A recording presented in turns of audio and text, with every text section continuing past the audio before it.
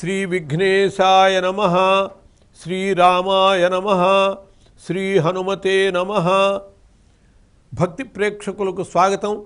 మనం కార్యసిద్ధిలో ఉన్నాం. భగవద్గీత అనేక రకాల మనకి కార్యసిద్ధికి దోహదపడేటటువంటిది. గీతా పారాయణ ద్వారా ఎన్నో ప్రయోజనాల్ని పొందగలుగుతాం.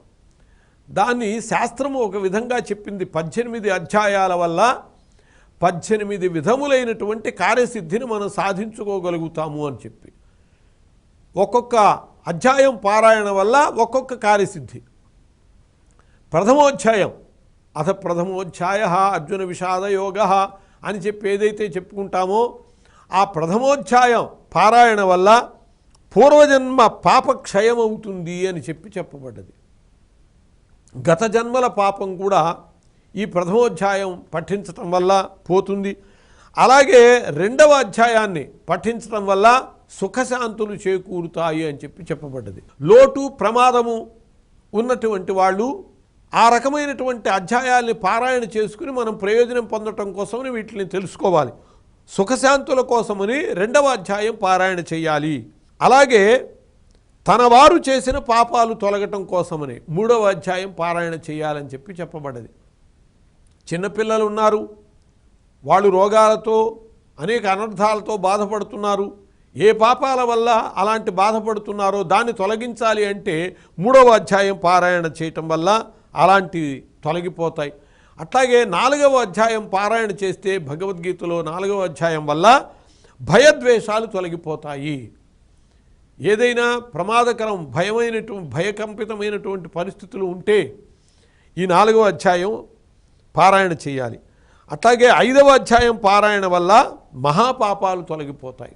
పంచమహాపాతకాల వంటివి కూడా ఈ 5వ అధ్యాయం పారాయణ వల్ల తొలగిపోతాయి అని చెప్పబడ్డది.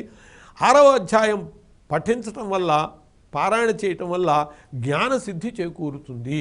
అట్లాగే 7వ అధ్యాయం పారాయణ చేయటం వల్ల ఉత్తమోత్తమైనటువంటి జన్మ వస్తుంది.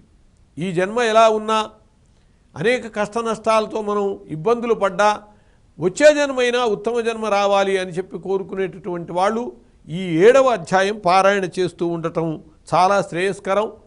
8వ అధ్యాయం పారాయణ వల్ల ముక్తి చేకూరుతుంది. ముక్తిని కోరేవాళ్ళు 8వ అధ్యాయం పారాయణ చేయాలి. 9వ అధ్యాయం పారాయణం వల్ల యజ్ఞ ఫలితం చేకూరుతుంది. అనేక రకాల యజ్ఞాలు ఉన్నాయి. ఆ యజ్ఞాల ఫలితాలు మనం యజ్ఞాలు చేయలేనప్పుడు కనీసం 9వ అధ్యాయం పారాయణ చేస్తే అటువంటి ఫలితం కొంతైనా మనం యజ్ఞాన్ని చేసినటువంటి ఫలితం పొందగలుగుతాం.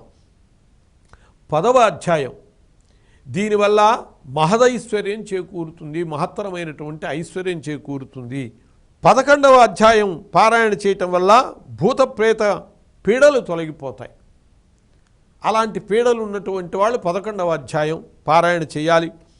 12వ అధ్యాయం పారాయణ చేసేటట్లయితే ఏకాగ్రత, కొందరికి సాధనలో ఏకాగ్రత నిలబడదు, దానివల్ల సరైనటువంటి దీక్ష వహించలేకుండా ఉంటారు. అటువంటి వాళ్ళు ఈ 12వ అధ్యాయం పారాయణ చేసేటట్లయితే అటువంటి ఏకాగ్రతను నిలబెట్టుకుని భగవంతుని ఏడ ప్రీతిని కూడా సంపాదించుకోగలుగుతారు. భగవత్ సేవ చేసేటటువంటి వాళ్ళు ముఖ్యంగా ఏకాగ్రతను నిలబెట్టుకోవటం కోసమని దీన్ని 12వ అధ్యాయాన్ని పారాయణ చేయాలి.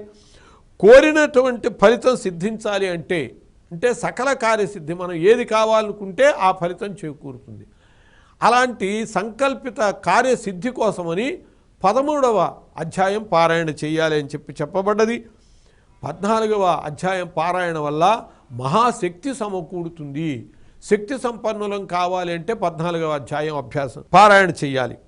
అలాగే గొప్ప తపఫలం సంపాదించాలి అంటే యజ్ఞ ఫలితం కోసమని 9వ అధ్యాయం పారాయణ చేసినట్లుగా తపఫలం కోసమని 15వ అధ్యాయం పారాయణ చేయమని చెప్పి శాస్త్రం చెబుతోంది. 16వ అధ్యాయం పారాయణ చేయటం వల్ల రాజాధిరాజులాగా వైభవం పొందగలుగుతారు అని చెప్పబడ్డది.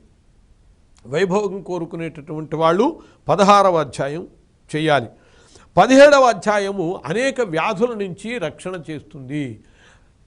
ఏదైనా దీర్ఘ వ్యాధులు, ప్రమాదకరమైనటువంటి వ్యాధులు ఉన్నటువంటి వాళ్ళు 17వ అధ్యాయాన్ని పారాయణ చేయాలి. ధర్మము, దానము, యజ్ఞాలు ఇవి చేసినటువంటి ఫలితం కోరుకునేటటువంటి వాళ్ళు 18వ అధ్యాయం పారాయణ చేయాలి అని చెప్పబడ్డది. యత్ర యోగేశ్వర కృష్ణో యత్ర పార్థో ధనుర్ధర తత్ర శ్రీర్విజయో భూతి ధ్రువానీతిర్మతిర్మమ అని చెప్పినట్లుగా సమస్త సిద్ధులు ఈ భగవద్గీత పారాయణ వల్ల వస్తాయి. కాబట్టి ఏది కోరుకునేటటువంటి వాళ్ళు ఆ అధ్యాయం పారాయణ చేసి ఆ సిద్ధిని పొందాలి అని చెప్పి స్వస్తి.